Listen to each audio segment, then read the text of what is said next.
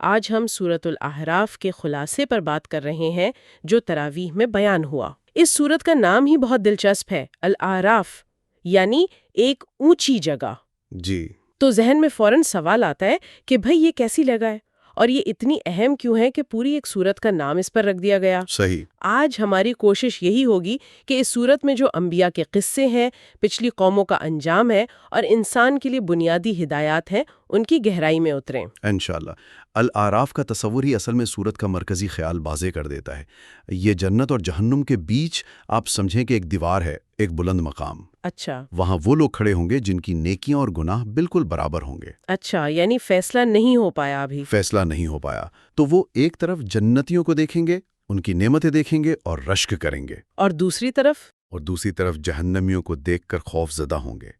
تو یہ جگہ خود جو ہے وہ فیصلے، امید اور خوف کی ایک بہت بڑی تمثیل ہے۔ گفتگو کا آغاز ہی ایک بہت بنیادی اصول سے ہوتا ہے کہ پچھلی قوموں کو ہلاک کیوں کیا گیا۔ جی وجہ صاف بتائی گئی کہ ان تک اللہ کا پیغام پہنچا لیکن انہوں نے انکار کیا۔ یہ ایک ریکرنگ تھیم لگتا ہے نا؟ بالکل، لیکن یہاں ایک نقطہ ہے جو بہت اہم ہے، وہ کیا؟ کہ قیامت کے دن صرف قوموں سے نہیں، انبیاء سے بھی پوچھا جائے گا۔ اچھا، کہ انہوں نے پیغام پہنچایا تھا یا نہیں؟ جی، کہ پیغام پہنچایا تھا، اور قوموں سے پوچھا جائے گا کہ تمہیں کیا جواب ملا۔ یہ تو احتساب کا ایک بہت ہی اونچا معیار ہے۔ بالکل، یعنی ذمہ داری ہر سطح پر ہے۔ یہ دنیا ایک امتحان گاہ ہے۔ اور اسی سے کہانی جڑتی ہے انسانیت کے آغاز کی، یعنی حضرت آدم اور حوا علیہم السلام کا قصہ۔ یہ صرف ایک واقعہ نہیں، یہ ہماری اپنی کہانی ہے۔ صحیح۔ انہیں ایک پھل کھانے سے روکا گیا، لیکن شیطان نے انہیں ورغلایا۔ اور اس نے ان کی خواہشات کو استعمال کیا، ہمیشہ کی زندگی کا نہ ختم ہونے والی بادشاہت کا لالچ دیا۔ بالکل، اور دلچسپ بات یہ ہے کہ جیسے ہی ان سے غلطی ہوئی، انہوں نے کوئی جواز پیش نہیں کیا، کوئی بہانہ نہیں بنایا۔ انہیں اپنی غلطی کا احساس ہوا اور انہوں نے وہ مشہور دعا کی، ربنا ظلمنا انفسنا، اے ہمارے رب، ہم نے اپنی جانوں پر ظلم کیا۔ یہ توبہ کی اہمیت کو ظاہر کرتا ہے۔ یہی نکتہ ہے۔ اسی واقعے سے انسان اور شیطان کی دشمنی کا باقاعدہ آغاز ہوا اور انسان کو زمین پر ایک مشن کے ساتھ بھیجا گیا۔ اور اس سے بتایا گیا کہ اب ہدایت آسمان سے آئے گی، اور کامیابی اسی کی ہے جو اس کی پیروی کرے۔ جی، اور یہیں سے پھر انسان کے لیے زندگی گزارنے کے اصولوں کا بیان شروع ہوتا ہے۔ اچھا، لیکن ان اصولوں کا تعلق حضرت آدم کے واقعے سے کیسے بنتا ہے؟ بہت گہرا تعلق ہے۔ دیکھیں، جنت میں غلطی کے نتیجے میں کیا ہوا تھا؟ ان کے لباس اتر گئے تھے اور انہیں اپنی برنگی کا احساس ہوا۔ صحیح۔ اسی پس منظر میں اللہ تعالیٰ انسانوں کو بے حیائی کے کاموں سے منع کرتا ہے، چاہے وہ کھلے ہوں یا چھپے۔ لباس کا مقصد صرف جسم ڈھانپنا نہیں ہے۔ یہ تقوی اور حیا کی علامت بھی ہے۔ بالکل، شیطان کا پہلا وار انسان کی حیا پر ہی تھا، اسی لیے پاکیزہ لباس، نظروں کی حفاظت، یہ سب اس کے حملوں سے بچنے کے طریقے بتائے گئے ہیں۔ اچھا، تو یہ ہدایات صرف اخلاقیات تک محدود نہیں ہے، بلکہ ان کا تعلق ہماری روزمرہ کی زندگی سے بھی ہے۔ جیسے یہ حکم کہ ہر نماز کے وقت خوبصورت لباس پہنو، کھاؤ پیو لیکن حد سے تجاوز نہ کرو۔ جی، اس میں کیا حکمت ہے؟ اس میں زندگی کے توازن کا پیغام ہے۔ دین صرف روحانی پاکیزگی کا نام نہیں، وہ ظاہری صفائی، وقار اور اعتدال کو بھی اہمیت دیتا ہے۔ یعنی نہ رہبانیت، نہ مادیت پرستی۔ بالکل، یہ دین فطرت ہے جو ہر چیز کو اس کے صحیح مقام پر رکھتا ہے۔ اسی گفتگو میں موت کی حقیقت کا بھی ذکر ہے کہ ہر ایک کا وقت مقرر ہے، جسے ایک لمحے کے لیے بھی آگے پیچھے نہیں کیا جا سکتا۔ اور جب فرشتے روح قبض کرنے آتے ہیں تو اس وقت انسان سب کچھ سچ سچ بتا دیتا ہے، مگر تب تک بہت دیر ہو چکی ہوتی ہے۔ یہ سوچ کر ہی خوف آتا ہے۔ جی، اور اس کے فوراً بعد منظر قیامت کے دن کا آ جاتا ہے۔ سورت ہمیں جنت، جہنم اور اعراف والوں کے درمیان ہونے والی گفتگو سناتی ہے۔ اور وہ مکالمے اتنے حقیقی لگتے ہیں جیسے آنکھوں کے سامنے ایک تصویر کھینچتی گئی ہو۔ بالکل، یہ آخرت کے عقیدے کو ایک مجرد خیال سے نکال کر ایک محسوس ہونے والی حقیقت بنا دیتے ہیں۔ جنتی لوگ جہنمیوں سے پوچھیں گے، کیا تم نے اپنے رب کا وعدہ سچا پایا؟ اور وہ بے بسی سے اقرار کریں گے۔ پھر جہنمی جنتیوں سے پانی اور کھانے کی بھیک مانگیں گے، لیکن جواب ملے گا کہ اللہ نے یہ چیزیں انکار کرنے والوں پر حرام کر دی ہیں۔ اور اس منظر کے بیچ میں کھڑے ہیں اعراف والے، جو دونوں گروہوں کو پہچانتے ہوں گے۔ جی، جب ان کی نظر جنتیوں پر پڑے گی وہ انہیں سلام کریں گے اور خود بھی جنت کی امید رکھیں گے، لیکن جب وہ جہنمیوں کو دیکھیں گے تو ان کے چہرے سیاہ پڑ جائیں گے اور وہ اللہ سے پناہ مانگیں گے۔ یہ منظر تو واقعی انسان کو جھنجھوڑ کر رکھ دیتا ہے۔ آخرت کے اس منظر کے بعد سورت ہمیں دوبارہ کائنات کی نشانیوں کی طرف لاتی ہے۔ آسمان و زمین کی تخلیق، بارش سے مردہ زمین کا زندہ ہونا۔ یہاں ایک مثال دی گئی ہے جو مجھے بہت پسند ہے، زرخیز اور بنجر زمین کی۔ ہاں، وہ ایک بہت گہری تمثیل ہے۔ اللہ فرماتا ہے کہ بارش ایک ہی ہوتی ہے، لیکن زرخیز زمین اس سے لہلہا اٹھتی ہے، جبکہ بنجر زمین سے صرف خاردار جھاڑیاں ہی اگتی ہیں۔ بالکل اسی طرح وحی اور ہدایت کی بارش بھی سب کے لیے یکساں ہوتی ہے، لیکن جس کا دل زرخیز ہوتا ہے وہ اس سے فائدہ اٹھاتا ہے۔ اور جس کا دل بنجر ہو وہ اسے رد کر کے مزید گمراہی میں ڈوب جاتا ہے۔ صحیح۔ یہاں سے پھر انبیاء کے قصوں کا ایک طویل سلسلہ شروع ہوتا ہے، اور ان سب میں ایک بات مشترک ہے۔ وہ یہ کہ ہر نبی نے اپنی قوم کو ایک ہی پیغام دیا، صرف ایک اللہ کی عبادت کرو۔ جی۔ بات حضرت نوح علیہ السلام سے شروع ہوتی ہے۔ ان کی قوم نے ان کا مذاق اڑایا، کہا کہ تم تو گمراہ ہو۔ 950 سال کی تبلیغ کے بعد بھی جب قوم نے انکار کیا تو اللہ نے ایمان والوں کو کشتی میں بچا لیا اور باقی سب کو غرق کر دیا۔ ان کا جرم تکبر تھا۔ اگلی قوم یعنی قوم عاد میں یہ تکبر ایک نئی شکل اختیار کر لیتا ہے نا؟ ہاں، ان کی طرف حضرت ہود علیہ السلام آئے۔ بالکل۔ قوم عاد کو اپنی جسمانی طاقت پر بڑا گھمنڈ تھا۔ وہ کہتے تھے ہم سے زیادہ طاقتور کون ہے؟ ان کا تکبر مادی طاقت پر تھا۔ اور اللہ نے ان پر ایک ایسی تیز آندھی بھیجی جو انہیں ایسے اکھاڑ پھینکی جیسے وہ کھجور کے کھوکھلے تنے ہوں۔ اور قوم سمود کا معاملہ تو اور بھی عجیب ہے۔ ان کی طرف حضرت صالح علیہ السلام آئے اور انہوں نے خود نشانی مانگی کہ پہاڑ سے ایک اونٹنی نکالی جائے۔ اور جب اللہ نے یہ معجزہ دکھا دیا تو ایمان لانے کی بجائے انہوں نے اس اونٹنی کو ہی مار ڈالا۔ یہ انسانی نفسیات کا ایک بہت بڑا سبق ہے۔ بعض اوقات انسان نشانی اس لیے نہیں مانگتا کہ وہ ایمان لانا چاہتا ہے، بلکہ اس لیے کہ وہ نبی کو غلط ثابت کرنا چاہتا ہے۔ جب وہ نشانی دیکھ کر بھی انکار کرتے ہیں تو وہ دراصل اپنی ہلاکت کا سامان خود کرتے ہیں۔ بالکل، چنانچہ ان پر ایک ہولناک چیخ کا عذاب آیا۔ ان قصوں میں ایک ہی پیٹرن نظر آتا ہے۔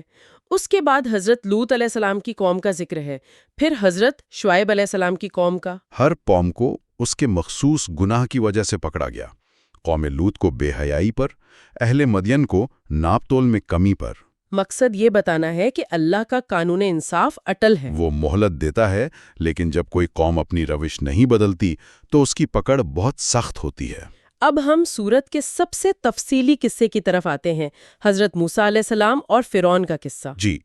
حضرت موسیٰ کو 2 واضح نشانیوں کے ساتھ بھیجا گیا، عصا جو سانپ بن جاتا تھا اور ہاتھ جو چمکتا تھا۔ فرعون نے فوراً اسے جادو قرار دے دیا۔ جی، اور اس نے مقابلے کے لیے ملک کے سب سے ماہر جادوگروں کو بلا لیا۔ یہ ایک بہت بڑا ایونٹ تھا۔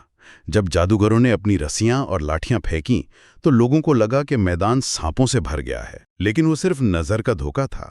یہاں وہ لمحہ آتا ہے جو مجھے ہمیشہ حیران کرتا ہے، جب حضرت موسیٰ نے اپنا عصا پھینکا اور وہ ایک حقیقی اژدہا بن کر ان سب کے بنائے ہوئے سانپوں کو نگل گیا۔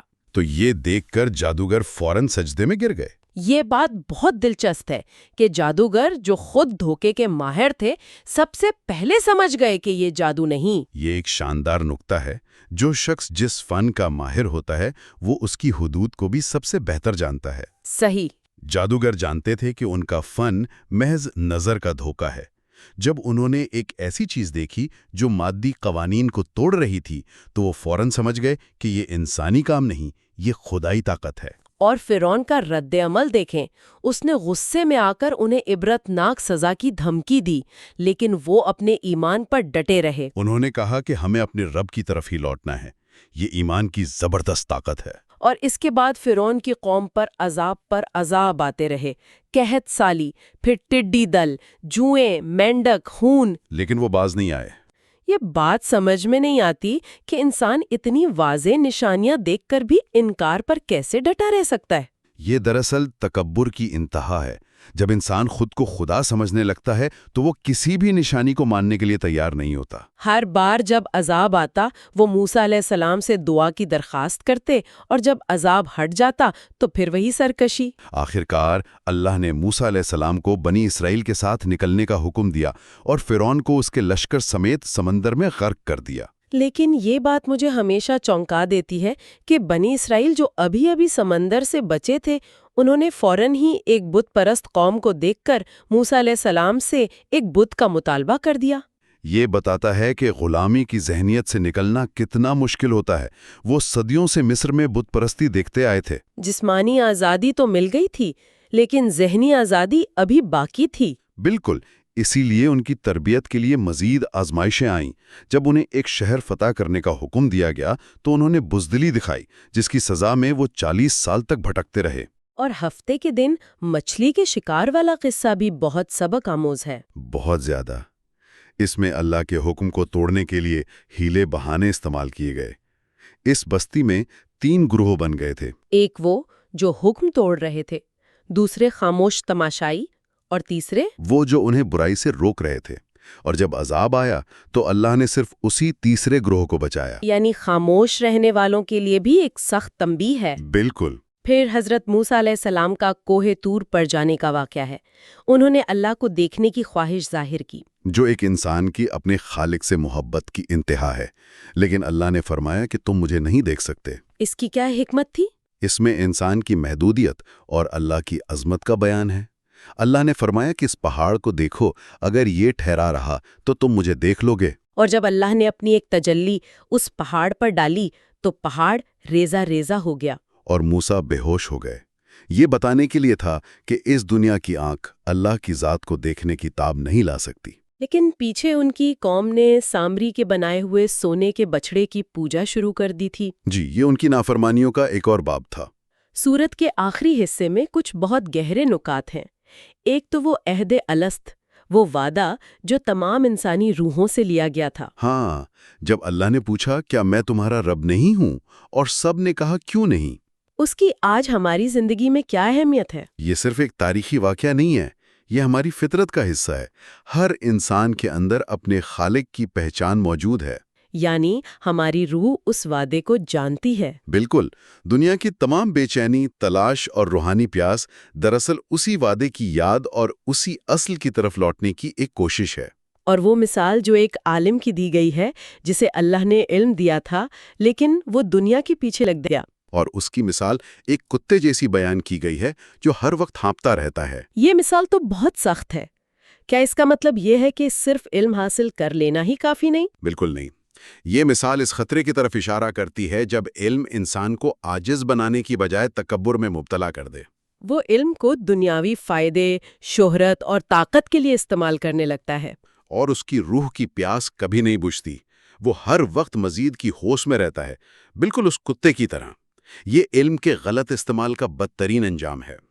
سورت کا اختتام بھی بہت خوبصورت ہے۔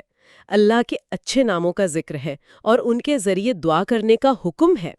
جی، اور ایک آخری بہت ہی عملی ہدایت کہ جب قرآن پڑھا جائے تو اسے غور سے سنو اور خاموش رہو۔ کیونکہ اس پوری صورت میں جو قصے اور مثالیں ہیں، ان کا حقیقی فائدہ تبھی ہوگا جب انسان پورے دھیان کے ساتھ اللہ کے کلام کو سنے۔ یہ خاموشی اور غور و فکر ہی قرآن سے ہدایت پانے کی کنجی ہے۔ اسی لیے اس سورت کے آخر میں سجدہ تلاوت بھی رکھا گیا ہے۔ تو اس گہرے جائزے سے جو بات ابھر کر سامنے آتی ہے وہ یہ ہے کہ سورۃ الاعراف ہمیں تاریخ کے آئینے میں دکھاتی ہے کہ اللہ کے پیغام کو قبول کرنے کا نتیجہ عزت ہے، اور تکبر اور انکار کا انجام ہمیشہ رسوائی اور ہلاکت رہا ہے۔ یہ انتخاب کی کہانی ہے جو آدم علیہ السلام سے شروع ہوئی اور آج بھی ہر انسان کو درپیش ہے۔ اور ایک آخری سوچ جس پر غور کیا جا سکتا ہے وہ عہد الست، وہ وعدہ جو ہر روح نے اپنے پیدا کرنے والے سے کیا تھا۔ کیا ہم آج اپنی زندگی میں اس فطری پہچان اور وعدے کو محسوس کرتے ہیں؟